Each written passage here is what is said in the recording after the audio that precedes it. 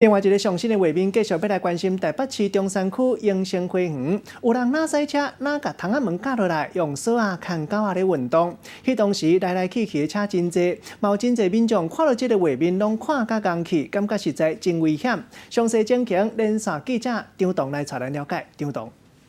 好的，直播观众，画面中你可以看到，这一个驾驶呢是直接呢从这一个驾驶座呢开窗户，用牵绳呢是一边开车一边来遛狗哦，而且这样的状况是持续的非常的久，就在这一个台北市中山区的荣兴花园，这一个驾驶呢是边开车边遛狗，这样的夸张行径呢是已经持续了这样子，被民众目击呢大概是有20分钟，非常的夸张，而且呢这个民众呢之后呢是赶快呢把这个影片拿到动保处来检举。那目前动保处呢是表示，他们后续呢会联系上这个车主来看一下狗狗的状况，因为狗狗呢如果因此呢因为这样子危险驾驶遛狗的状况就受伤的话呢，其实呢。 这样子呢是会罚到15000到75000的这样的一个罚款。那其实最严重的话呢，狗狗如果因为这样子呢而死亡的话呢，这一个饲主呢，也就是驾驶，可能呢会被处以这一个2年以下的有期徒刑，并科20到这一个200万的罚金。